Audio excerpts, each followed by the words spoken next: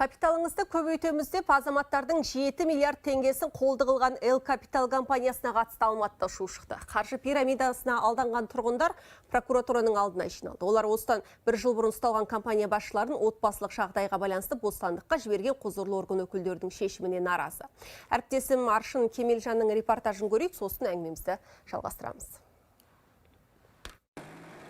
Ел Капиталдың салымшылары қалалық прокуратураға келіп наразылықтарын білдірді. Олар 2017 жылдан бастап осы компанияның құнды қағаздарын сатып алып отырған. Табыс табамын деп опық жегендердің бірі Оксана Ахмеева. Ол 3 жыл бойы салған қаражатын өндіре алмай жүр. Өйткені салымшылар санын 15 мыңға жеткізген компания әртүрлі сылтау айтып, халықтың ақшасын қайтарудан жалтарған. Жағдайың күшті болады, гүл болады деген сенім арттырып, уәде берілген болады.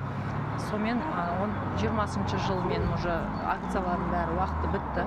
Салымшы болған, мен 10 пакет ашқан ғой, 10 миллионға. Бұлардың арқасынан енді мен жалғыз басты ана и малоимущий статус имею на данный период. Компания басшылары бір жыл бұрын қаржы пирамидасын ұйымдастырды деген айыппен қамалған еді. Жуырда бұлтартпау шарасы ешқайда кетпеу туралы қолхатқа өзгертілді. Қазір қылмыстық істі бас прокуратураның Астанадан келген арнайы комиссиясы қайта қарап жатыр. Ел Капиталдың қармағына түсіп, бар қаражатынан айырылғандардың саны 1400-ге жеткен. Жалпы шығын көлемі 7 миллиард теңгеге жуық. 6 күдікті тұлғаларға қатысты бұлтартпау шаралары бір жылдан астам уақыт қамауда ұсталуына, отбасылық және басқа жағдайлармен байланысты жеңілдірек шараларға ауыстырылды. Ел Капитал компаниялар тобының және күдіктілердің мүліктеріне, соның ішінде банктік есептік шоттарына тыйым салынған. Сонымен қатар келтірілген залалды өтеу туралы шешім сотпен қабылданатын болады. Адамдарды алдап соққан тағы бірнеше қаржы пирамидасы анықталып, істері майшаммен қаралуда. Олардың бірі Астекс KZ компаниясы. Ол Мударабак Капитал арқылы 168 салымшыдан 5 миллиард теңгеден астам ақша жинаған. Бұл іс бойынша 14 адам күдікті деп танылып, 6-ы қамауға алынған. Одан өзге Алматы полициясы Кюнет компаниясының іс-әрекетіне қатысты қылмыстық істі тергеуде. Тергеу амалдары қаржы пирамидасын құру және басшылық ету бабы бойынша жүріп жатыр. Кюнеттен зардап шеккен 220-дан астам адам құқық қорғау органдарына арызданған. Пирамида өкілдері әйтеуір бір ебін тауып, тұрғындарды сендіруге тырысады. Олар компания қаржылық жағынан тұрақты, 10 жылдан бері жұмыс істеп келеді деді. Біз ақшамызды салу арқылы құнды қағаздар сатып алғандай болдық. Өйткені олар 16 ірі кәсіпорынмен серіктеспіз, лицензиямыз бар деп сендірді. Мен миллион теңге салдым.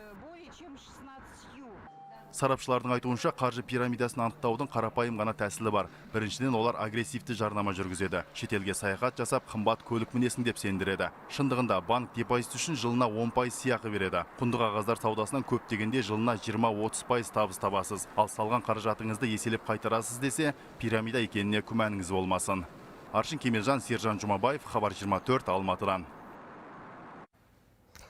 Эл Капитал компаниясына салымшылардың бірі Алтынкөл Қуатова. Ол кісімен қазір біздің шығармашылық топ байланыс орнатып жатыр. Оға дейін біз Бибінур Шералиеваны байланысқа қоссақ, құрметті режиссер, қаржы пирамидаларынан зардап шеккендер қауымдастығының басшысы. Бибінур ханым, сәлеметсіз бе? Байланыс қалай? Жақсы, байланыс саламатсыз ба? Қазір ғана менің әріптесімнің репортажын көрдік. Эл Капитал компаниясына салымшы болғандар кеше мына Алматыда прокуратураның алдында жиналыпты. Сіздерден жалпы олар көмек сұрап келіп беді? Иә, біздерге көмек сұрап келгеніне бір жылдан аса болды. Содан уголовное дело қозғалып, неғылған бір жыл біздермен оларды дело жүріп жатыр деп, вообще жолаған жоқпыз, неғылмадық. Бірақ та қайттан біздерге қайттан хабарласып отырыпты. Бірнеше адамдар, пострадавшылар. Сөйтіп біздер соларды естіп тыңдағаннан кейін Астанаға генеральный прокуратураға барып келдік. 15 адам болып. Барған кезде сол жерде түсіндіріп айттық. Сол біздердің барғанымызбен сонымен комиссия құрылып, сол комиссия Алматыға городской прокуратураға келді. Сол прокуратураға біздер сол комиссияға барып түсіндіріп айтып, бәрінің неге ондай недовольный болып жатқан айтсын деп сол комиссия құрылды генеральный прокуратурадан. Негізгі наразылық не үшін сонда? Бұл халықтың пострадавшылардың недовольны болып жатқаны, уголовное дело қозғалып тұр. 1400 адам пострадавший деп уже в ходе следствия выявлены бар. 9 миллиард ущерб бар. Қалай онда сондайды біліп тұрып, прокуратура қамалып тұрған адамды СИЗОдан 4 организатор шығарып жерді деп халық недовольны болып жатыр. Шығарып жергенде. Оған дейінім алдында 2 адам шығарып жерген. Енді қазір сұрақ сұрайтын адам қалмады, неге шығарып жіберді деп халық туған возмущаться. Бибинур ханым, жалпы осы күнге дейін зардап шегушілердің қаншауының болса да бір қаражат қайтарылды ма? Жоқ әлде? Жоқ, қайтарылған жоқ. Қайтарылған жоқ. Бана ортақ сома 7 миллиард теңге деп есеп берілді, иә? Ақпарат дұрыс қой? Есептелді. Сол комиссияға енді кеше арызы жазып, мына пострадавшылар айтты біздерге қандай причинамен оларды шығарғанын біздерге ответ берсін деді. Сосын сол шығарып жүрген адамдармен біздерге очный ставка істесін деді. Көрейік, қашып кетпеді ме екен деді. Ал енді қараңыз, менде мынандай сұрақ туындайды. Жақсы, бұл кісілер бағанағы ақша салды, кейбіреуі тіпті 2 бөлмелі пәтерлеріне дейін салып тастапты, иә, менің оқыған ақпараттарым бойынша. Ал негізі ақша салып, инвестиция ретінде ақшаларын көбейтіп алған азаматтар бар ма араларында? Бұлардың ішінде жоқ. 2018 жылдан бері бұлар выплаты төлемеген. До 2018 года алып отырғандар болған. Сол үшін бұлар екі жаққа бөлініп отыр.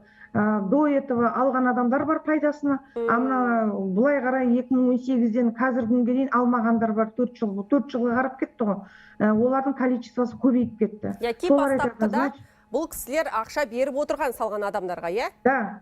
Сосын оларға қарап басқа адамдар тартылған соларға қарап, дұрыс қой? Иә. Енді қазір поток тоқтап қалды ғой. Басқа адамдар кассалар жабылды. Сол үшін содан кейін уже ситуация көрініп қалды, что бұл нағыз финансовый пирамида екен. Оған дейін олар біздерде завод бар, біздерде жаңағы предприятияларымыз бар деді. Онымен кеше комиссияға осы Тараздан біздің мына заводымыз зерттікі деген соның хозяин біздерге ешқандай қатынасы жоқ. Біздер өздеріміз салған заводымыз, олар біздерге ондай ақшада құйған да жоқ, біздер олармен соттасамыз деп. Сөйтіп комиссия қайтып кетті. Бибинур ханым, енді сіз қаржы пирамидалардан зардап шеккендер қауымдастығының басшысыз. Көбінесе көп жағдайда не үшін алданады адамдар? Қандай жастағы адамдар алданады? Әлде айналып келгенде бұның бәрі әлгі қаржылық сауаттылыққа келіп тіреліп отыр ма? Қандай себептерді айтады? Бұл жерде былай болған ғой, біздер Қазақстанның мемлекеттің заводтарын көтереміз. Біздерде сондай IPO-да, кассада біздердің платформамыз бар, жаңағы акция, облигация деп. Онымен сосын бұл халық деген енді тексермей ма? Акция да жоқ, облигация да жоқ, кейбіреулеріне даже счетта ашылмаған, соған адамдар көтеріліп кетті. Айтады, біздерді сонда осы уақытқа дейін 3 жылға дейін алдап жүрген ғой дейді. Егер біздердің счетымызда сол жерде жатса, бірдеңе жүріп жатса, біздер өйтіп өздерімізге қарсы шықпаймыз ғой дейді. Мен тек Эл Капиталға қатысты ғана сұрақ қойып отырған жоқпын. Жалпы сізге зардап шегушілер келіп жүгінеді ғой көмектеріңізге сол кезде. Көбінесе қандай себептерді айтады? Не үшін алданып жатыр? Алданатын себебі, во-первых, финансовая неграмотность. Қаржылық сауатсыздық яки? Сауатсыздық былай тұрсын, но ішінде юристер де бар, мұғалімдер де бар, военный де бар, түрлі студенттер де, енді категория, разный категория. Соған енді бәрі ондай сауатсыз деп біздер айта алмаймыз ғой, халықтың бәрі сауатсыз деп, ондай емес. Просто бұлардың финансовый пирамиданың схемалары каждый раз, они настолько грамотно бұлар халықты алдауға мошенниктер қатты жақсылап дайындалады. Мен сөйтіп ойлаймын. Енді қараңыз, істер негізі тергеліп жатады, қозғалып жатады, көбінесе немен аяқталады? Адамдар ақшаларын қайтарып алып жата ма, жоқ әлде көп жағдайда қол жеткізе алмай ма ақшаларына? Қол жеткізе алмайды. Әлі бір следствиядан бір адам алды дегенді мен практикада көрген емеспін. Бибинур ханым, жақсы, бізде қазір жаңалықтардың уақыты деп жатыр. Біз сізбен әлде байланысқа шығамыз. Ал дәл қазір бізде студияда жаңадан қонақ келіп қосылды. Мақпал Мұса, сәлеметсіз бе? Мақпал ханым, бүгін мәжілісте, менің білуімше, сіздер құжатты мақұлдадыңыздар, қаржы пирамидасына жарнама жасағандар бұдан былай жауапқа тартылады. Қандай түзетулер енгізілді? Негізі менің білуімше бізде қаржы пирамидасына қатысты заң 2013 жылы қабылданған, бірақ жарнамаға қатысты міне осы күнге дейін әйтеуір созып енді мақұлдап отырмыз. Енді жалпы мынау қаржы ұйымдары мен қаржы нарығын реттеу және бақылау агенттігі өзіңіз бар білесіз, елімізде бар ғой. Сол бойынша сонымен қатар қылмыстық кодекс, әкімшілік жаза, сонымен қатар жарнама туралы заңға өзгерістер енгізіліп отыр. Ол негізі келтірілген залалдың көлеміне қатысты айыппұлдардың мөлшерін көбейту және бұрынғы заң нұсқасында 3 жылға дейін бас бостандығынан айырылса, енді 5 жылға дейін созу жөнінде ұсыныстар айтылды. Енді біз екінші оқылыммен сенатқа жіберіп отырмыз. Алдағы уақытта көреміз. Осыған қатысты бізде құрметті режиссер графиканы берсеңіз, менің ойымша мына мәліметтер, сіздің айтып отырғаныңыз, мына 3 жылдан 7 жылға дейін бас бостандығынан айырылуы мүмкін, шартты түрде 2 жылға дейін бас бостандығынан айырылады және 2000 айлық есептік көрсеткіш көлемінде, бұл енді теңгеге шаққанда 6,1 миллион теңге. Сосын 600 сағатқа дейін қоғамдық жұмысқа тартылуы мүмкін. Осы өзгерістер енгізіліп отыр. Күшейтіліп отыр ғой енді бұрынғы нұсқасына салыстырғанда.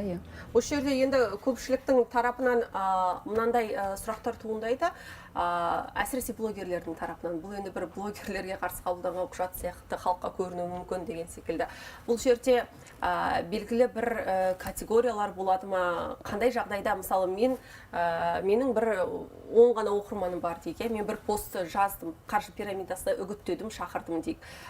Бұл жерде мен де кірем ба, әлде 1000 оқырманы бар адам кіреді ма, әлде миллион оқырманы бар, өзіңіз білесіз, қазір отандық вайнер біздің Мейіржан Төребаевқа қатысты іс қозғалып жатыр. Бұл кісінің қателеспесем 2,5 миллион ба оқырманы бар. Бұл деген үлкен аудитория бойынша айтсаңыз. Осындай бір критерияларды қарадыңыз ба? Енді жалпы ол жерде негізгі ол заңның жобасында мен жұмыс тобында өзім болған жоқпын, деген мен үкіметке сауал жолдағам. Бұл мәселе менде қатты толғандырған. Әсіресе біздің интернет кеңістігінде, әлеуметтік желілерде бұл өте көп тарап кетті. Жеке территория өтіп тұр ғой, өйткені бір жағынан бұл. Сондықтан бұл жерде келтірілген сауалға қатысты және түрлі трагедиялық жағдайға апарады ғой, соның көлеміне байланысты болады. Яғни сізде мәселе қанша оқырманды емес, сіз 10 оқырман тартсаңыз да, соның ішінде бір оқырманның өзі қаншама неге ұшырауы мүмкін ғой, зардап шегуі мүмкін, сіздің жарнамалауыңыз бойынша. Сондықтан бұл жерде сол жағына көбірек моральдық, экономикалық және физикалық шығындарға байланысты механизмдарға ойластырылады. Эл Капитал компаниясына салымшы болған азаматшалардың бірі Алтынкүл Қуатовамен байланысқа шығамыз дегенбіз. Мүмкіндік болса, құрметті режиссер, байланысқа берсеңіз ол кісіні. Алтынкүл ханым. Алтынкүл ханым. Сәлеметсіз бе? Рахмет қарағым, аман есесіңдер ма? Сонымен менің білуімше сіздің қызыңыз Эл Капитал компаниясына 17 миллион теңгедей ақшасын салды, Мен басын айтайын да. Айтыңыз жақсы. Арыста 19 жылы жарылыс болды ғой. Мен магазиніме бомба түсті. Сөйтіп, оның компенсациясына 17 миллион теңге берді. Сол 17 миллион теңгені қызыма бардым Шымкентке. Сөйтіп, дайындалып отырмыз деп. Біз өзіміз жалаңаяқ жалаңбас қашқамыз, үйдің бәрі қирап кеткен. Мінерге қоятығын қорқтық та сойға апардық. Естіп атсың ба қызым? Естіп отырмын, жалғастыра беріңіз. Қорқтық та Шымкентке апардық. Қызым марқұм апарып, қаяқта екенін де білмеймін. Апарып, осы неге банкіге апарды, банкі дейді бұны. Сосын бір Мәдина Сабировна деген қатын бар екен. Соған салды менің қызым теңгені. Мен құтылғаныма мәз болдым. Қызым грамотный қыз біледі ғой дедім да, өзіміз үй ішімізбен қаңғырып жүрміз, тыр жалаңашымыз азанда ерте жарылыс болған. Аллаға мың қайтара шүкір, Қазақстаныма өзің құсаған мейірімді адамдарға рахмет. Біздің үйлеріміз қирап кеткен, далада жаттық жаздай. Сөйтіп ақшаны апарып соған салдық, банкіге салдым деп қуандым. Сосын айттым, ана магазинді тамнан кейін істетеміз, 5 айдан кейін алып кетем шырағым дедім. Мақұл деді. Сосын тамды келіп, жаңағы компаниялар келіп істеп, өзіміз адам тауып, далада жатырмыз, биттеп құрттап. Сосын 5 айдан кейін бармайын ба? Қызым теңгемді бер, мен ана магазинді істетейін деп. Сөйтіп айтты, апа 1 жылдан кейін келіңіз деді. ойбой мен ондай емес еді ғой планым дедім. Соны бір жылдан кейін барып ем, апа деді, мұнша ана процент береді, шыдай тұрыңыз деді. Қызымды айтты, мама мен де салғамын, адал ештеңе қылмайды деді. Бейшара өліп кетті марқұм. Осының кесірінен өліп кетті. Иә, иманды болсын. Енді ол қызым өздерің құсаған бір туар қыз еді, Құдай оның күні бермесін бастарыңа. Мен қазір күйіктанамын, не өліп қалмадым. Мен өлгенім жақсы еді бұдан да. Содан кейін мақұлдетті жүре берді, сөйтіп жүргенде қызым бір күні ауырып жатыр мама деді. Сосын ана ненің теңгенің бәрін реттеп қойды, мама береді олар, алдамайды деді. Сондай компания олар ана не трактор бір бәлемен айналысады. Біреуіне түсінбеймін бе, түсін қоймаймын, мен кәрімі ғой. Қызыма сендім. Бізде сол видео бар, мүмкіндік болса режиссерлар берсе, сіздің қызыңыз ақшаны беріп жатқан кезде бейнетаспаға басып алыпты. Қалайсың жаным? Мана мамуль. Салып жатырмын. Кеше айттым ғой, өткенде айтты салдым, кеше әкеп берді деп. Болды пока, мана Мадина Сабирна.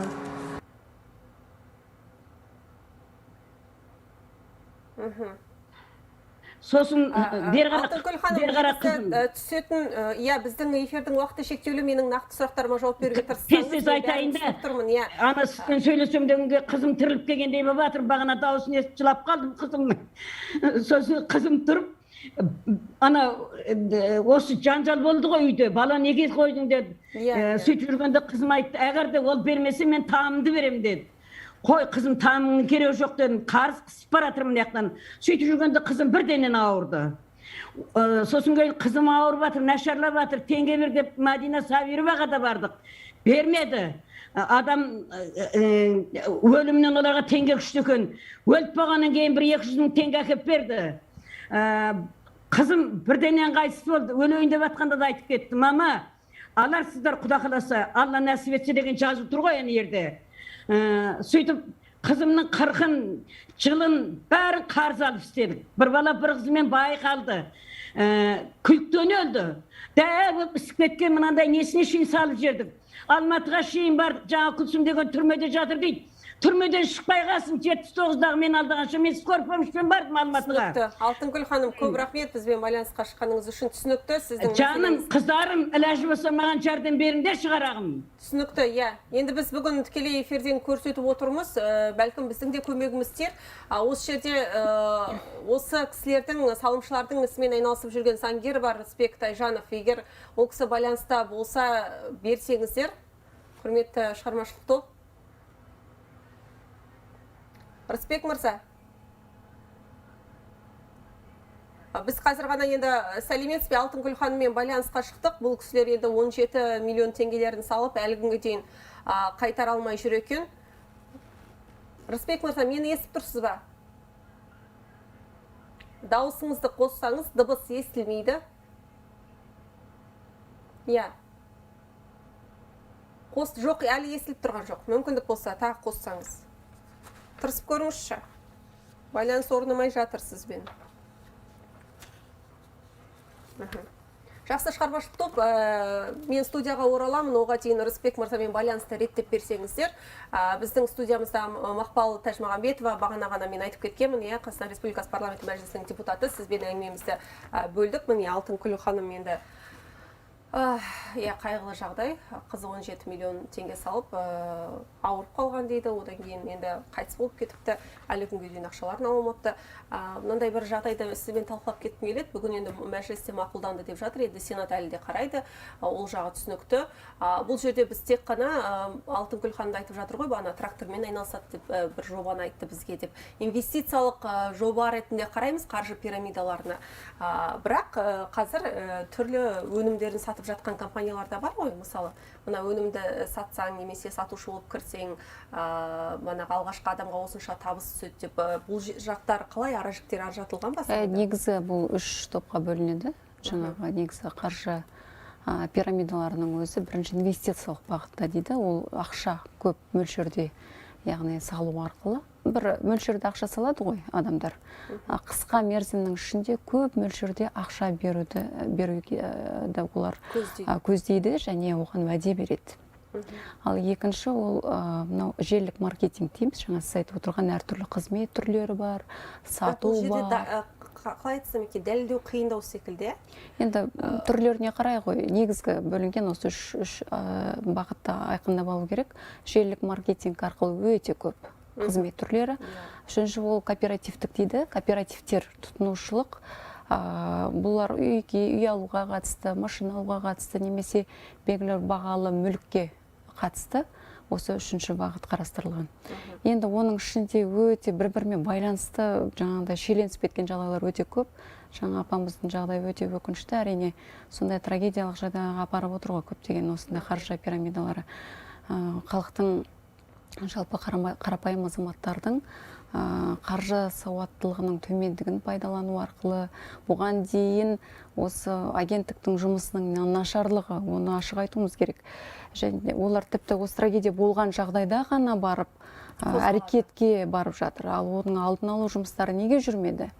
Қаншама оқиғалар тіркелді, сонымен қатар бір ғана министрлікті, бір ғана агенттікті кінәлау бұл жерде дұрыс емес. Бұл жерге бірнеше агенттік бар, министрлік бар, бұның бәріне жауапты. Сонымен қатар таза қазір біз енді осы сауал көтергеннен кейін депутаттар тарапынан өте өзекті қозғалып жатқаннан кейін өзіміздің тарапынан заң жобасы енді барып үкімет мүшелері кірісіп жатыр жан-жақтан. Тіпті бұл жөнінде осы ақпарат министрлігінің өзі де көптеген жұмыстар атқару керек еді. Қаржылық сауаттылыққа байланысты. Өйткені шынымен де қаржылық сауаты төмен халықтың. Тез алданып қалады, сенгіш. Оның үстіне өзіңіз айтып отырғандай жаңағы әлеуметтік желілерде өзінің танымалдылығын пайдалана отырып, халыққа алдау мақсатында, енді олар өздері де білмеген ғой басында шыны керек. Жаңағыдай блогерлар дейміз, байнерлар дейміз. Сол кісілердің әрекеті арқылы тағда қосымша халықтың сенімін алып отыр. Осындай жағдайларға ұшыратып отыр. Бұл дегеніңіз бір-бірімен байланысқан, шиеленіскен жағдайлар. Енді ара-жігін ажыратып, осының бәрін реттеу керек, қою керек. Яке заң жобасына мына 3 бағыт бойынша барлығы қарастырылған демек, иә? Иә. Өйткені бізде қазір білесіз ғой, Инстаграм парақшасына кірсеңіз, көбінесе әншілер осындай бір түрлі компаниялардың өнімдерін жарнамалап жатады. Бірақ біз іске келгенде көрмейміз ғой жазаға тартылып жатқандарын. Иә. Негізі мынау тек қана қаржы пирамидасы ғана емес, өзіңіз айтып отырғандай, азық-түлікке қатысты, биологиялық қоспаларға қатысты, дәрі-дәрмектер, косметика дейміз өнімдер, түрлі өнімдер бар. Бірақ сол өнім арқылы белгілі бір табысқа жетіп жатса, жетістікке жетіп жатса, құба-құп. Бірақ тіпті өз лайықты бағасында тұрмайтын, арзанқол бір нәрселерді насихаттау арқылы адам жинау процесі бар. Ол да осы қаржы пирамидасына кіреді. Ал енді жаңағындай залал келтіріп жатқанын біз ара-тұра осы жаңалықтардан біліп жатамыз. Биологиялық қоспаларды алған кезде, дәрі-дәрмектерді алған кезде, косметиканы қолданған кезде осындай оқиғалар кездесіп жатады. Сондықтан оның бәрі екшеленіп зерттелу керек. Ал заң жобасында бұған алдын алу процестері және болған оқиғаның негізгі жаңағы қандай көлемде оқиға орын алды, ал оның асқынған түрі, түрлі трагедиялық неге зардапқа әкелген түрі осыған байланысты жаңағы айыппұл мен бас бостандығынан айыру жазалары қолданылады.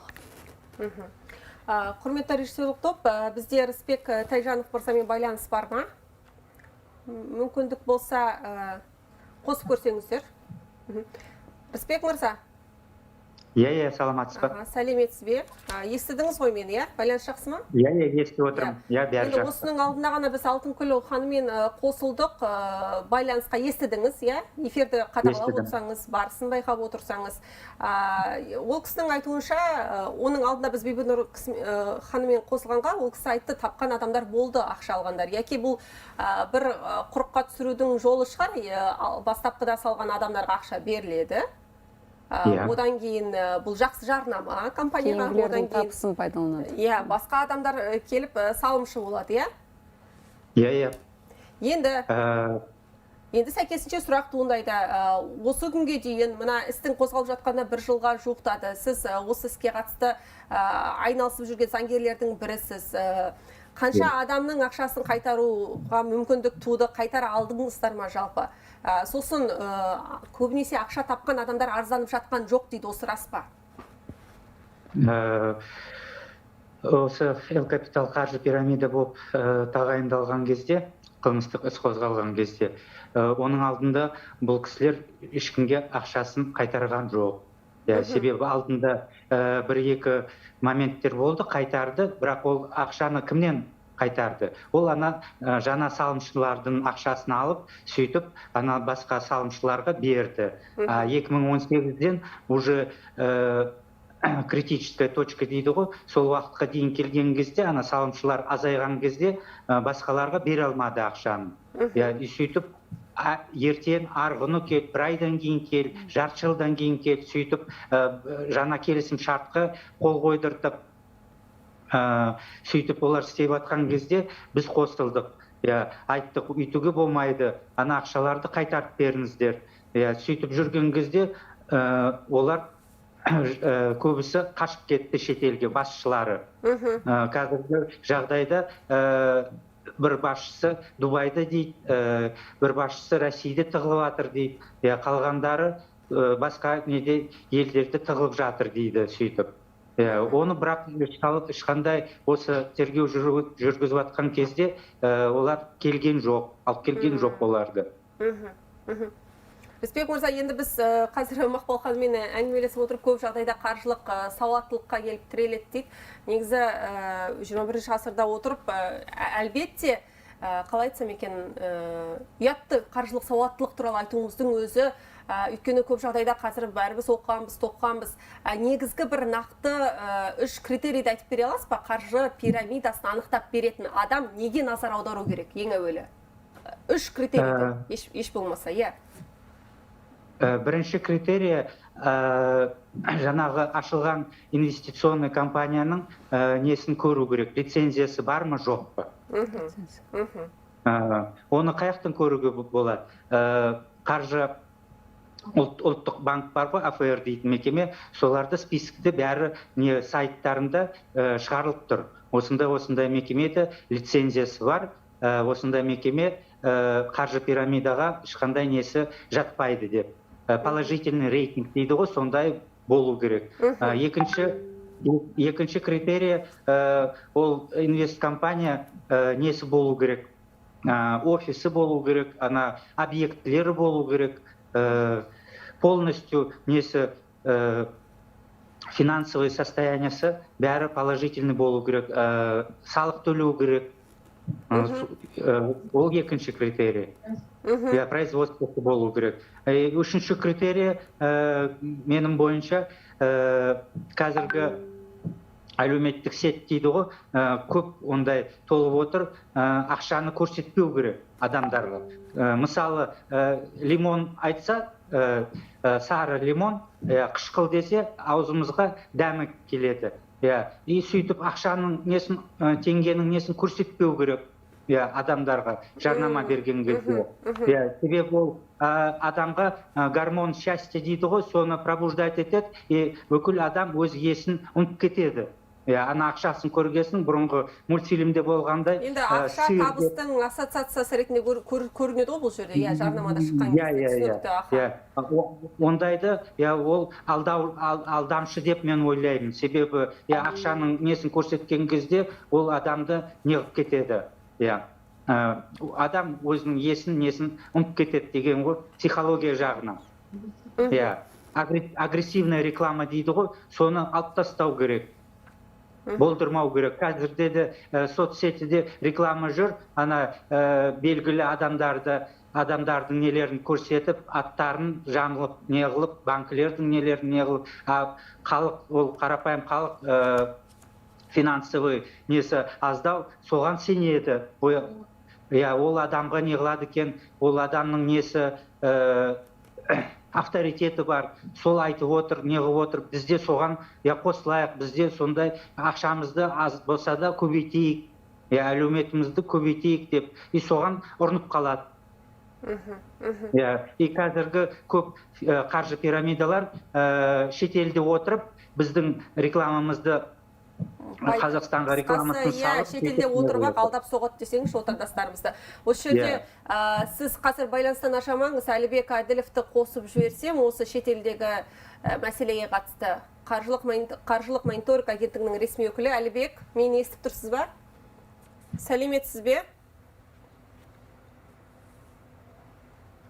Әлібек, дыбысыңызды жөндеп жіберсеңіз, сізді естімей тұрмыз.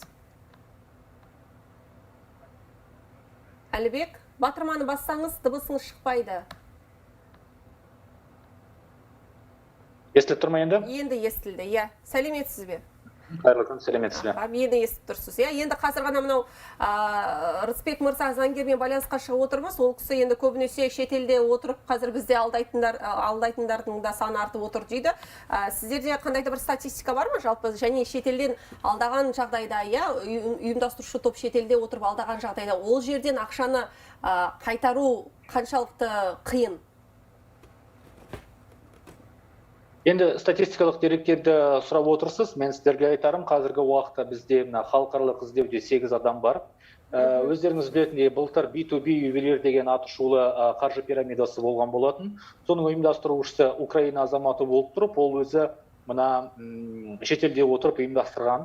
Және оның қазіргі уақытта біз іздеу салдық. Интерпол желісі арқылы бұл кісіні тауып, Батыс Еуропа елдерінің бірінен бұл кісі табылды. Қазіргі уақытта оны Қазақстанға экстрадициялап жауапқа тарту бойынша арнайы амалдар жүргізілуде. Сондықтан да бұл жұмыстар өзінің процестермен жүріп жатыр, атқарылып жатыр.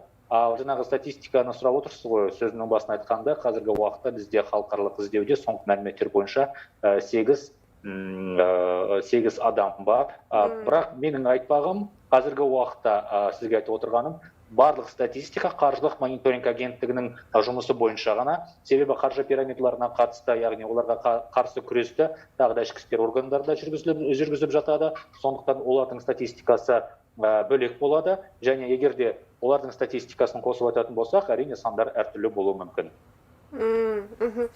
Сілтемелерге қатысты келсекші, сіздер біздің Мақпал ханым айтып жатыр да, алдын ала жұмыстармен де көбінесе айналысуымыз керек, соған ден салуымыз керек. Қанша сілтемені бұғаттадыңыздар? Бұл сіздердің құзырларыңызға кіреді ме? Құзырымызға кіреді дегенде, бұл да біздің қаржылық пирамидаларына қарсы жұмыстарымыздың бірі.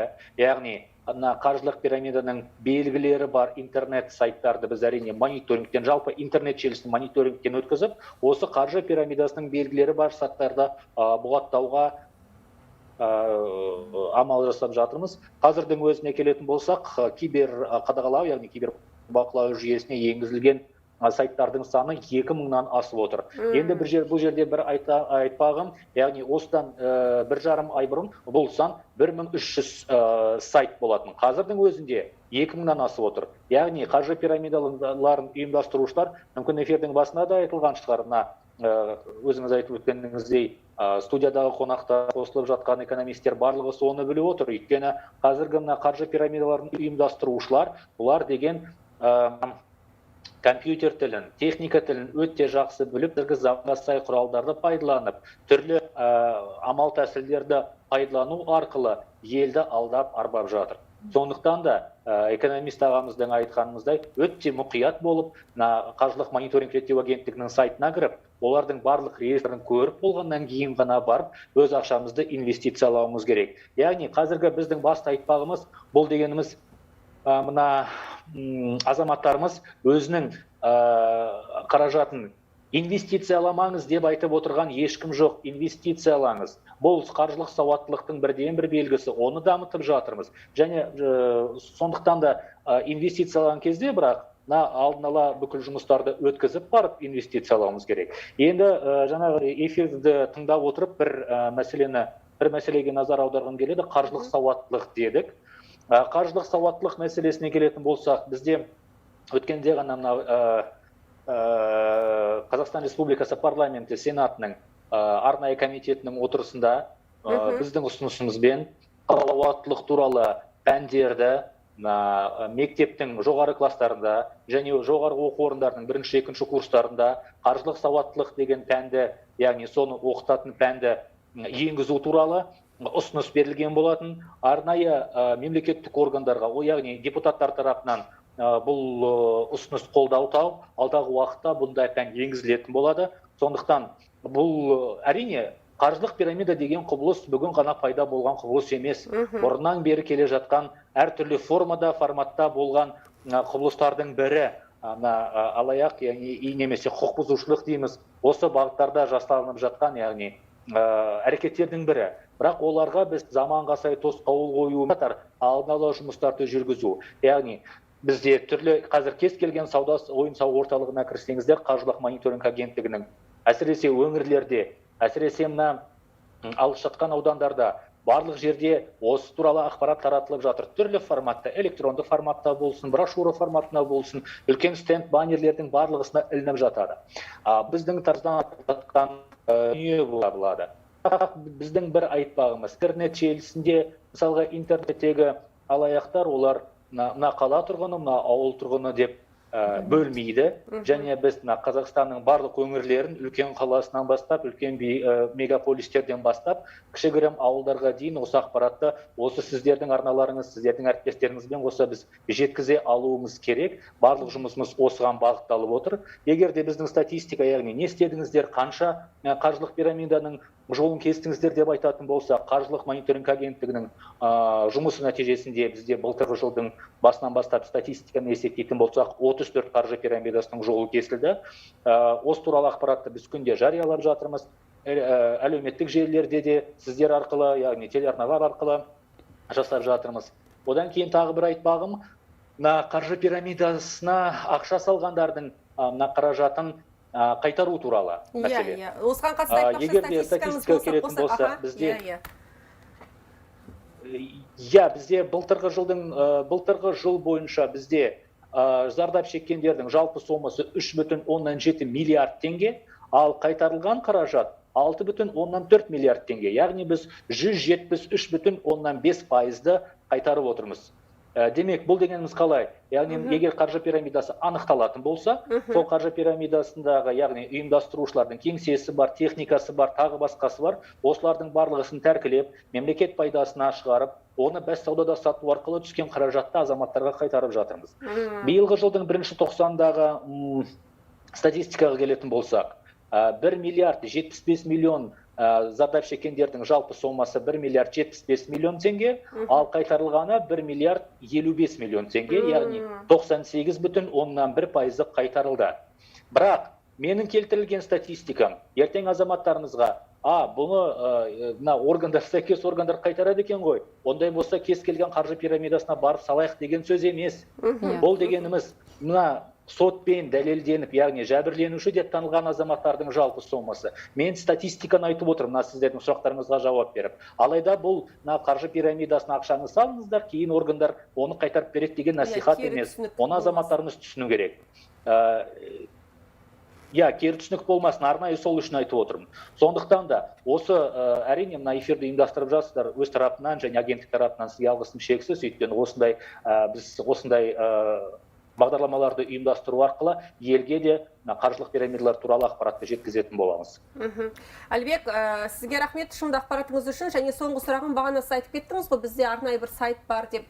Менің түсінгенімше, сіздерде сол сайтта қаржы пирамидасымен айналысатын сайттардың сілтемелері тұрады ғой, иә?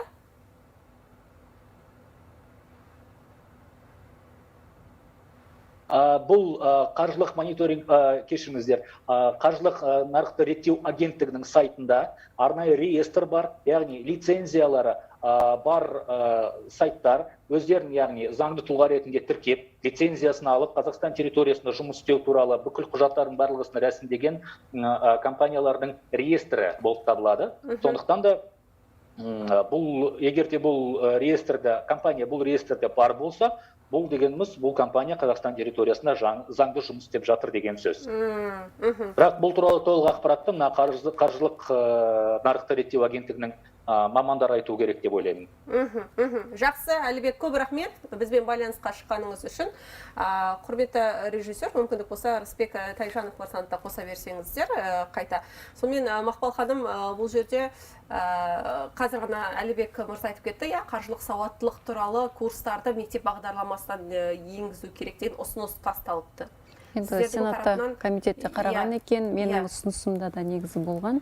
Бірнеше ұсыныс бердік қой. Соның негізгісі осы насихаттауға және қаржылық сауаттылықта қалыптастыруға байланысты болды. Шынымен де біз оқушыларымыз бүгінгі заманның тенденциясынан қалмау керек. Бірге дамып отыру керек. Білесіздер, тез дамып жатыр қоғамдық өзгерістер. Соған бейім болу керек. Сол тұрғыда шынымен де оқушылар сол білімді алса, ертең күнде өз өмірлерінде тәжірибеде қолданады. Бір шетінен енді бір бала үйде оқып отырса, ол ата-анасына айтады, бауырларын айтады, ол да бір насихаттау жұмыс болады ғой. Соны бір жолын жасап алса, енді ұсыныс ретінде айтылған депутаттардың тарапынан. Сіздерде сауал ретінде бұны жолдадыңыздар яки. Рысбек мырза, мүмкіндік болса қоссаңыз, сұрағымды қойсам, бізде жаңалықтардың уақыты таяп қалды дейді. Рысбек мырза. Енді бағана Әлібек мырза айтып жатыр ғой, біраз қаражат қайтарылды деп, бірақ бұл кері түстік қалыптаспасын, көрермендердің арасында жарайды, енді қазір барып салам, одан кейін қаражатынды қайтарып береді деген секілді.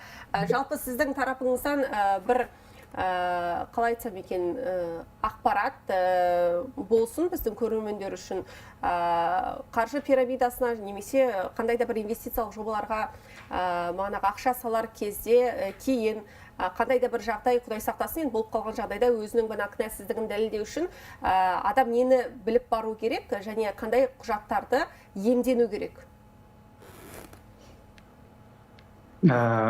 Біріншіден, қандай құжатты көру керек. Лицензияны айттық, оны жақсы түсіндік. Адам өзін сақтандыру үшін не істеп бару керек? Өзін сақтандыру үшін адам финансовый грамотность дейді ғой, соны білу керек. Оны қалай білу керек? Біз жақында жоғарғы орта білімнің институт колледждерге барып, сөйтіп студенттерге, прокурорлармен бірге финансовый грамотность АФР-мен жүргізгенбіз. Сөйтіп қаржы пирамида қандай, қалай маскировка жасайды, қалай сіздерді привлекать етеді. Бір адам өзі қаржы пирамидаға кірген кезде олар айтады, 2 адам алып кел дейді. 2 адам алып келсең, тағы да 3 адам алып кел, содан пайда көресің деп. Сондай сөздерді естіген кезде ол уже яғни нақты қаржы пирамида болып көрінеді. Енді бағана осының алдында Алтынкүл ханыммен байланысқа шыққанда көрдіңіз бе, қызы қолдан келгенше бана бейне таспаға басып алған, өзінің кімге ақша өткізіп жатқан, бәлкім осындай да бір заңнамалық кеңестер беретін шығарсыз біздің көрермендерге? Бірінші кеңес, қазіргі жағдайда қаржы пирамидалар өте маскировка жасайды, қатты. Оны бірденнен білмейсің. Ол қаржы пирамида ма, или жақсы инвест компания ма, жаңағы нелерді оны тексеру керек, зерттеу керек. Бірінші қағазбен жазып, Нацбанкке осындай мекеме бар, ол қаржы пирамида ма, қаржы пирамида емес па деп, сондай заявление, сұрақ жазу керек.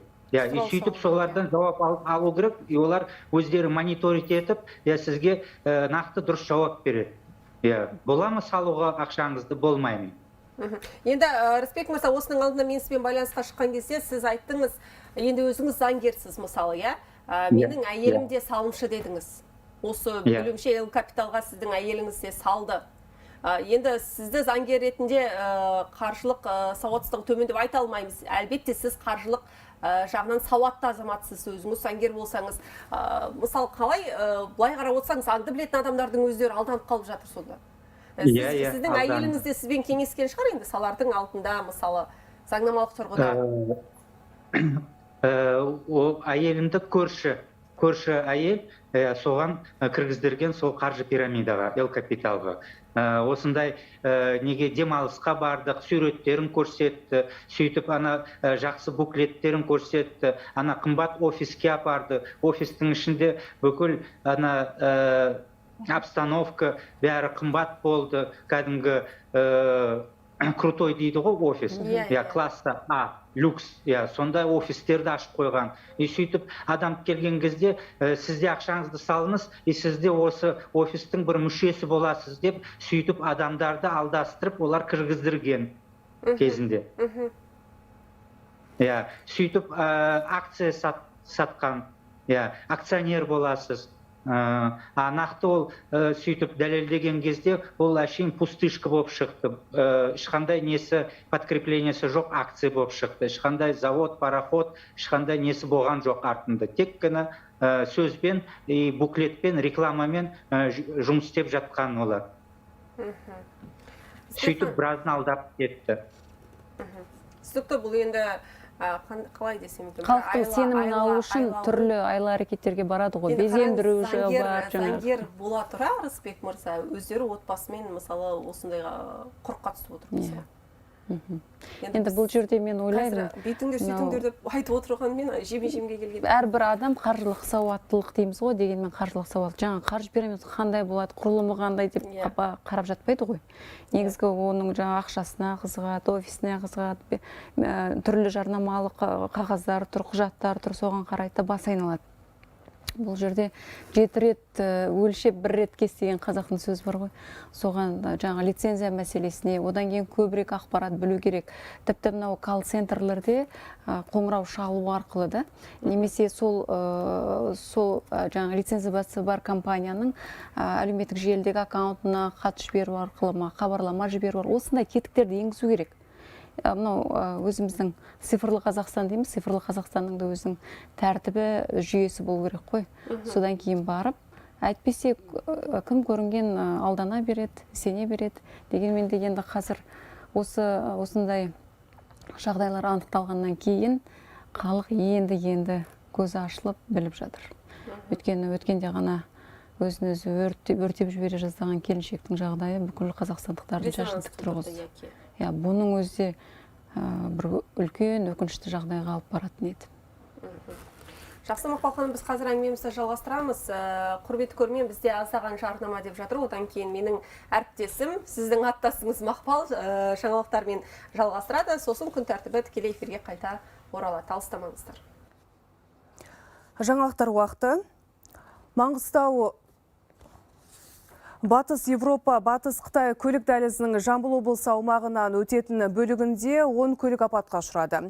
Оқиға желісін тізбектесек, алдымен Скания маркалы жүк көлігінің тіркемесі өздігінен жана бастаған. Өрт өршіп, жол бойындағы қозғалысқа кедергі келтіргендіктен көлік жүргізушісі уақытша тоқтатылған.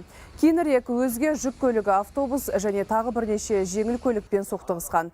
Апат кезінде тағы 4 техника өртенді. Олар жүк көлігі, жеңіл автокөлік және 2 автобус. Оқиға орнында бір жүргізуші көз жұмды. 9 адам ауруханаға жеткізіліп, оның 3-еуі жансақтау бөліміне жатқызылды. Аталған дерек бойынша Қазақстан Республикасы қылмыстық кодексінің 345-ші бабы 3-ші бөліммен сотқа дейінгі тергеу амалдары басталды. Қазіргі таңда қажетті барлық сот медициналық сараптамалар тағайындалды. Қарағанды облысының тұрғыны үйінің ауласына дизель отынын заңсыз сақтап, сатумен айналысқан. Заңсыз әрекетті қаржылық мониторинг агенттігінің қызметкерлері байқап қалған. Оның мұнай өнімін заңды жолмен алған растайтын ешбір құжаты болмаған. Айласын жүзеге асырмақ болған саудагер мұнай өнімін сақтау үшін гаражына 3 цистерна қойған. Сонымен қатар дизель отынын заңсыз тасымалдау үшін көлігіне 2 тонналық контейнер орнатқан. Тінту кезінде тәркіленген дизель отыны мемлекет пайдасына қайтарылды. Сот үкімімен Шмидт Сергей Владимирович қоғамдық жұмыстарға тарту түріндегі жаза тағайындай отырып, қылмыстық құқық бұзушылық жасаған үшін кінәлі деп танылды. Маңғыстау облысындағы мұнай кен орнында жұмысшының қаза болуына байланысты қылмыстық іс қозғалды. Қарақия аудандық полиция бөлімі бүгін түнде болған оқыс оқиғаның мән-жайын тексеріп жатыр. Өзен мұнай газ мекемесіне қарасты өндірісте мұнай ұңғымасы мен көтергіш агрегат кенет отқа оранған. Оқиға орнында КСБ серіктестігінде жүк көтергіштің жүргізушісі болған ер адам мерт болды. Марқұм 45 жастағы Бейнеу ауылының тұрғыны екен. Енді компания жерлеу рәсімін өткізіп, отбасына материалдық көмек көрсетеді. Ұңғыманың жерасты жөндеу жұмыстарын жүргізу кезінде мемлекеттік номері 113 АН Урал маркалы автокөлігінің жануы салдарынан бір адам оқиға орнында қаза тапты. 1979 жылы туылған Абилкасымов Сесен. Қазіргі таңда өрттің себебі шығыны анықталуда. Хабарымызды жаһан жаңалықтарымен жалғастырамыз. Украина бидайы үшін уақытша қойма жасақталады. Ақ үй басшысы Джо Байден Американың еңбек федерациясының отырысында осылай деп мәлімдеді. Бұл қоймалар Украина елінің батыс шекарасына және Польшада құрылмақ.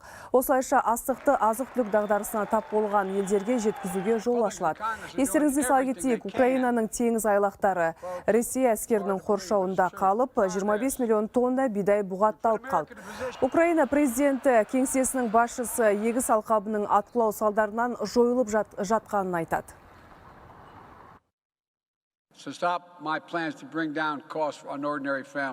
Менің жоспарым қарапайым. Біз Украинада қоршауда қалған 20 миллион тонна астықты нарыққа шығару үшін еуропалық әріптестермен тығыз жұмыс істеп, бидайды теміржол арқылы басқа елдерге жеткізу бойынша жоспар құрып жатырмыз. Сосын көлікке тиеп, мұхитқа жеткіземіз. Әрі қарай әлемге таратамыз.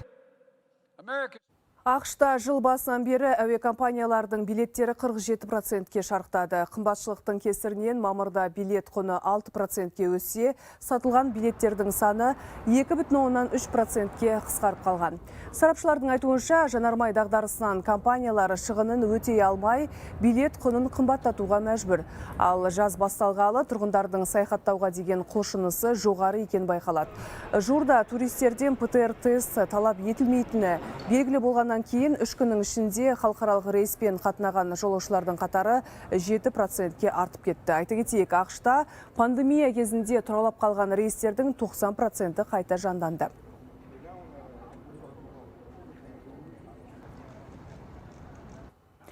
Перудың Чулон өзеніне 34 тонна мырыш тиелген жүк көлігі құлады. Судың ластануынан 600 тонна бақ-бақ балығы қырылып қалған. Балықтың бұл тұқымын осы Чулон өзенінде ғана көбейтеді. Қазір аймақта тазарту жұмыстары басталып кетті. Апаттан келген шығын мөлшері есептеліп жатыр. Ал балықшылар нәпақасыз қалғанын айтып шағымдануда. Балық шаруашылығы ұлттық агенттігінің мамандары тиісті зерттеу жұмыстарын жүргізуде. Айта кетейік, Перуге бақ-бақ балығы ақштан әкелінген еді. 2019 жылы бұл балықтың 50 мың тоннасы ауланған. Ақштың бірнеше штатында жауын шашын мен қатты жел ел тұрғындарын әуре сарсаңға салды.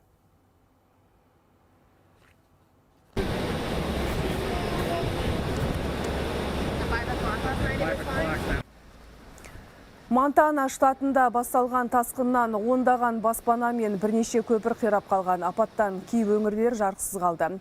Қауіпті аймақтардан тұрғындар эвакуацияланып жатыр. Йеллоустоун ұлттық саябағы әлде жабық, мамандар саябақтағы туристерді тікұшақпен шығарып жатыр.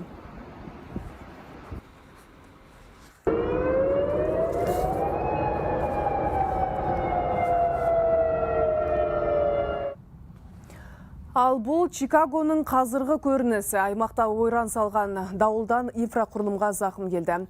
Екпінді жел әуе айлағында тұрған бірнеше шағын ұшақты аударып тастаған. Табиғат апатынан бір адам жарақат алып ауруханаға түсті. Жергілікті билік тұрғындарды сыртқа шықпауға шақырды. Грузияда бүгіннен бастап шетелдіктердің елге кіруі үшін енгізілген коронавирусқа қарсы барлық шектеу алынып тасталды. Жаңа ережеге сай, енді саяхатшылардан ПЦР-тест пен вакцина сертификаты талап етілмейді. Осымен бірге міндетті түрде өзін-өзі оқшаулау тәртібі де жойылды. Айта кетейік, Грузия билігі наурыздың соңында ковидті жеңген жариялаған болатын. Жалпы бұл елде індет таралғалы 1 миллион 600 мыңнан аса адам вирусты жұқтырған. Netflix «Кальмар» ойыны сериалының негізінде реалити-шоу ашылатынын жариялады. Оңтүстік кореялық драмадағы сияқты жаңа жобаның авторлары 456 қатысушыны іріктеп алады. Олар ақшалай жүлдеге таласады. Сынақтар триллердегі оқиғалар желісі бойынша өрбейді, бірақ кейіпкерлердің өмірі мен денсаулығына ешқандай қауіп төнбейді. Сайыстан шығып қалған ойыншылар үйіне құр қайтарылады. Қатысуға үміткерлер арнайы сайтқа өтінім тастай алады. Талап бойынша олар ағылшын тілін білуге тиіс. Айта кетейік, Netflix осы аптада ең табысты жобаның екінші маусымы эфирге шығады деп хабарлаған болатын. Айдан әзірге айтарымыз осы, сөз кезегі өзіңізде. Мақпал, рахмет. Әсіресе соңғы жаңалығың өте қызықты екен. Сонымен қазір біз байланыстар Рысбек Тайжановты қайта шығарсақ, әңгімемізді әрмен қарай жалғастырсақ. Рысбек мырза, бүгін біз Мақпал ханыммен бірге мына қаржы пирамидаларын жарнамалағандар бұдан былай қатаң жазаға тартылады деген мәселені талқылап отырмыз. Сіздің ойыңызша бұл заң жобасына қандай негізгі тетіктер қарастырылуы керек? Өйткені заң әлде Сенаттың қарауына өтті. Қазір айтсаңыз, ойыңыз орынды болады. Агрессивтік рекламаны алып тастау керек, ақшаны ұшын көрсетпеу керек теңгенің. Осындай тетіктер бар ма заң жобасында? Сосын қазіргі жағдайда сайттарда нелерде жүр ақпарат, қалай ақша табуды, қалай ақшаны инвестиция жасауға үйретеміз, бізге хабарласыңыз деп. Бірақ олардың несіне мен өзім звондап заңгер ретінде көргенмін, қандай нелері бар. Олардың ешқайсысының лицензиясы жоқ оқытатын себебі. Кейбіреулер сондай профильный образованиясы жоқ. Бірақ мен үйретемін қалай ақша табуға, қалай не қылуға. И соны олар агрессивный реклама дейді ғой, сөйтіп массовый беріп жатыр. Басқа халық, азаматтар соған сеніп ақшасын құяды. Себебі жаңағы El Capital сияқты компания 18-19 20 жылғы төлемей бастаған кезде сөйтіп адамдар көтерілді. 3 жыл күтіп, 21 жылы қылмыстық іс қозғалып, сосын досудебное расследование басталып жүргізді.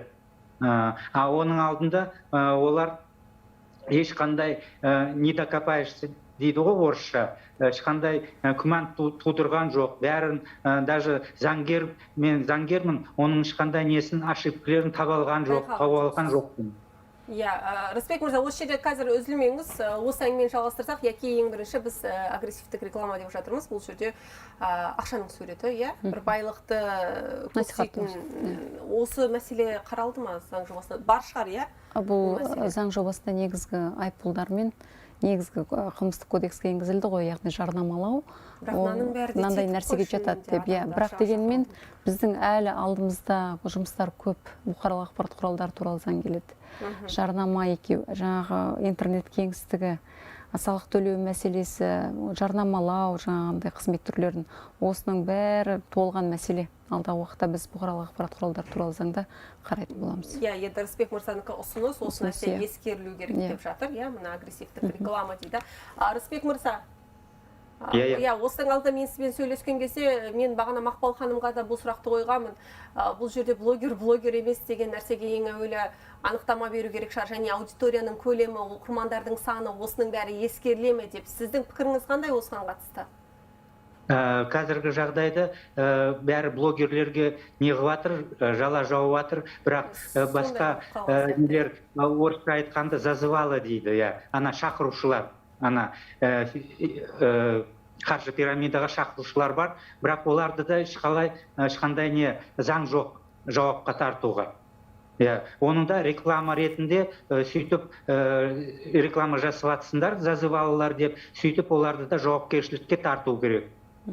Сөйтіп мен ұсыныс жасап. Бұл заңда көзделген арнайы норма бар бұған қатысты. Себебі сол ұйымның жарнамасынан көрі елге танымал азамат жарнамалап тұрған кезде халық көбіне сол азаматтарға сеніп қалып жатыр. Бірақ сол азаматтар сол ұйымды жарнамалаған кезде біріншіден өзінің қаржылық сауаты жоқтығынан немесе білмей қаппын, осындай жағдайға ұшырап қалыппын деп айтып жатады.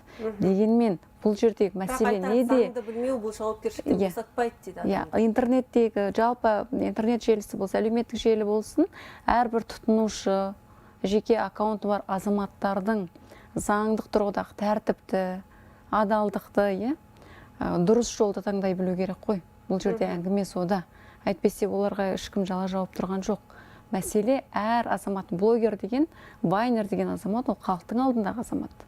Қаншама жаңағы неше түрлі оқырмандары бар, қалыптасқан кәдімгідей ел алдында беделді. Біз айтамыз ғой, мынау әлеуметтік желідегі пікір көшбасшылары деп атаймыз оларды. Сондықтан олар өзінің жауапкершілігін сезіну керек. Мәселе сонда. Мақпал ханым, мен бір жерден оқып қалдым, бәлкім сіз түзеп жіберерсіз, оқырмандары көп азаматтарды тіпті бақ ретінде қарастыру керек деген секілді ме? Осындай дүние қозғалды ма? Жалпы бұл шетелде негізі бірқатар елдерде бар тәжірибе. Малайзияда, Индонезия, біздің мынау көрші Қытайда, Жапонияда, Кореяда бар. Өте олар жіті қарайды бұл нәрселерді, өйткені менше, егер сен бақ ретіне қарастырсаң, онда сен өзінің жазатын ақпаратыңның дезинформация ма, жоқ әлде дезинформация емес, біз соған қатысты жауапкершілігің артатын сияқты. Әрбір ақпараттың шынымен де оның жала ма, жалған ба, нақты ма, дұрыс ақпарат па, міне осыған өте қатты мән береді. Ал енді бұл жөнде пікір, тек тәжірибелерді қарастырып жатырмыз, бұл да негізі талқылануда бұл тақырып. Өйткені қазір көбінесе хайп арқылы оқырман жинайтындар өте көп. Қандай да бір шулы ақпаратты салады, одан кейін оның үстіне бағанағы отты салып, бензинін құйып, өртеп дегендей сосын біраз аудитория жинап алатындар да бар. Осыған қатысты айтып жатқаным ғой. Рысбек мырза, сіздің пікіріңіз қандай бұған қатысты? Яки оқырмандары көп азаматтарды бағанағы бақ ретінде қарастыру деген мәселе, мысалы Мақпал ханым айтады, шетелде бар тәжірибе деп. Сіз не ойлайсыз? Бізге де сол тәжірибені енгіздіру керек Қазақстанға. Себебі қазіргі жағдайда жалған ақпарат көп. Оны қалай тексеруге госчиновниктер оған не қыла алмайды. Ондай көп армия жоқ бізде, сөйтіп әр ана нелерді жалған жарнаманы. Сөйтіп не қылады, мониторить ететін ондай жоқ. Бірақ заңға соны енгіздірсек, жалған ақпарат беріп, ол жалған ақпарат нақты неге шықпаса, онда оны жауапқа тартуға керек сол кісілерді. Осы жерде мен осыған қатысты Нұрболхан Шарапов блогер, сол кісінің де пікірін білгім келеді. Мүмкіндік болса қоссаңыздар, құрметті шығармашылық топ. Нұрболхан мырза, сәлеметсіз, енді алтын уақытыңыз тауып қосылғаныңызға рахмет, жол үстінде болсаңызда. Біз қазір мына мәселені талқылап отырмыз ғой. Қазір өзіңіз білесіз, қаржылық пирамидаға қатысты елдегі белгілі вайнерлердің денінің үстінен іс қозғалып жатыр. Соның бірі бана Мейіржан Төребаев, алдын ала болжам бойынша бана құзырлы орган өкілдерінің мәліметінше ол кісі 5 жылдан 10 жылға дейін тіпті арқалап кетуі мүмкін деген секілді. Бүгін мәжілісте осыған қатысты заң мақұлданды, сенатқа жіберілді. Енді бұдан былай бана қаржы пирамидасын жарнамалағандарға қатаң банаға жаза қарастырылады деп. Сіз өзіңіз осыған қатысты блогер ретінде көз қарасыңыз, ойыңыз, өйткені көп блогерлер мысалы өкпе реніштерін білдіріп жатыр. Біз бір блогерлер ғана кінәлі секілді, соларға қарсы бір құжат секілді көтеріп жатыр деп. Осыған қатысты ойыңыз қандай? Негізі о нәрсені құптаймын, мемлекеттің жасап жатқан нәрсесін, себебі әрбір блогер не жарнамалап жатқанын алдын ала өздері білу керек. Ақша үшін кез келген нәрсеге келісе беру деген нәрсе емес оның барлығы.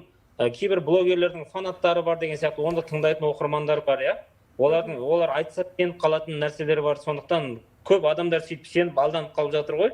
Мемлекет нақты кәдімгі қаржы пирамидасын жарнамалағандарға айыппұл салатын болса, мен екі қолымды көтеріп тұрып қолдаймын. Бұл жерде яки айып қылған емес, қылмыстық жаза да қарастырылып отыр, яки бас бостандығынан айыру мәселесі.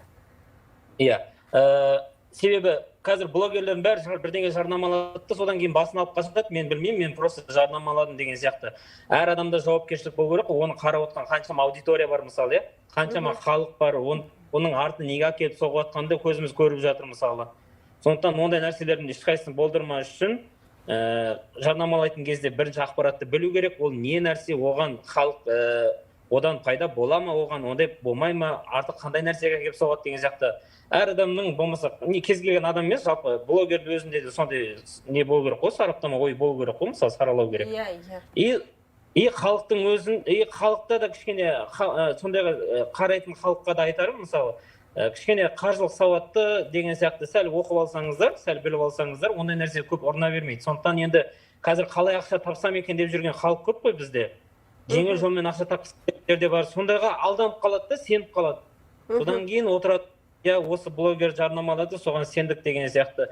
Екі жақтың да тараптарын жаймен түсіндіріп жіберу керек, алғандай ондай нәрселер орын алмас үшін. Бірақ көбінесе жарнама кімнен кетті, кінәлі сол болады ғой негізі.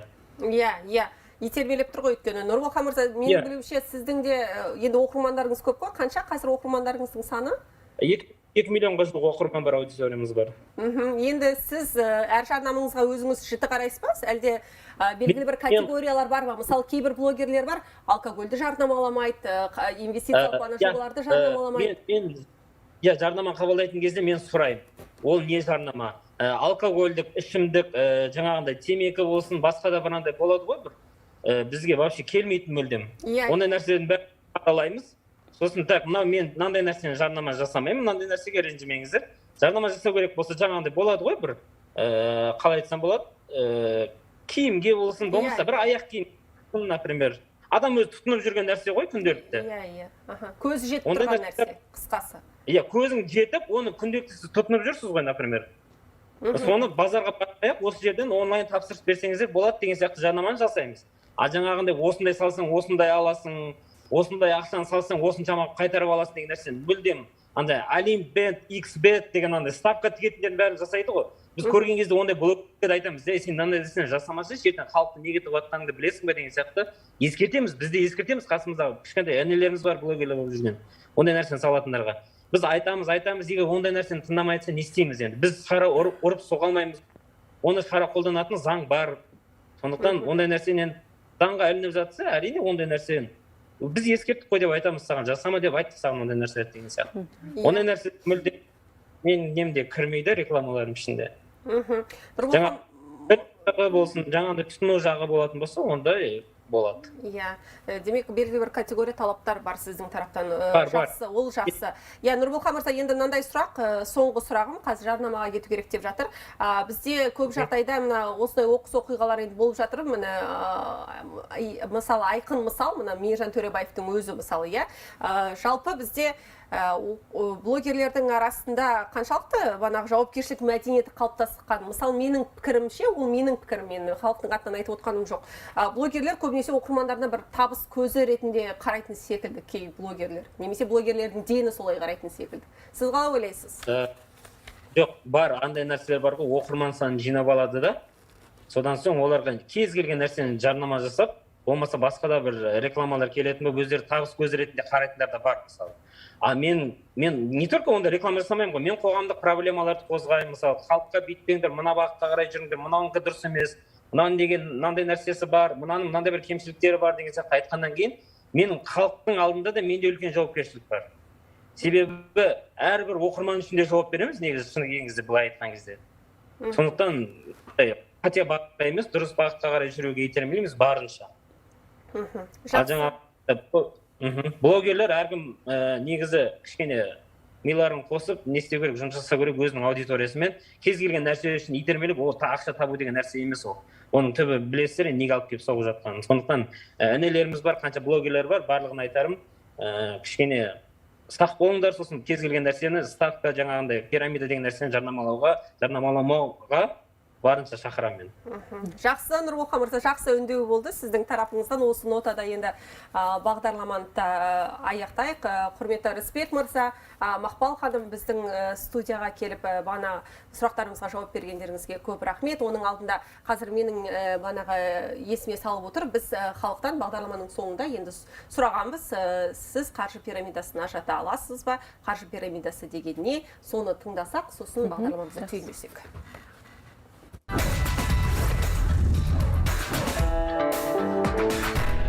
қаржы пирамида дегеніңіз астынан бастап жаңағы ақша жинайды, үстілегілер ақшасын алып кетеді, сол ғой енді қаржы пирамидасы.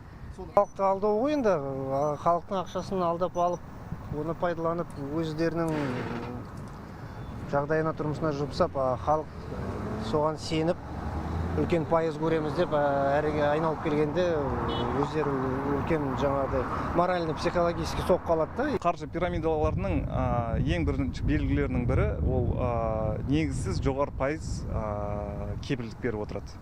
Мәселен, 100 теңге салсаң 300-400 теңгедей үстінен пайда табасың дегендей әңгіме айтады. Қаржы пирамидасын ажыратуға болады. Өйткені қаржы пирамидасы деген ол сетевой маркетинг қой. Сетевой маркетингті адамдар жұмыс істеу керек негізі. Бірақ та қаржы пирамидасының бір жаман жері, бір-екі адам ғана байиды, қалған адамдар тек қана сол уровеньға жетеміз, сол адамдарды боламыз деп кредит алады, үйтеді бүйтеді, сонымен ақшаларынан айырылсады да бір-біріне ренжіп жүреді.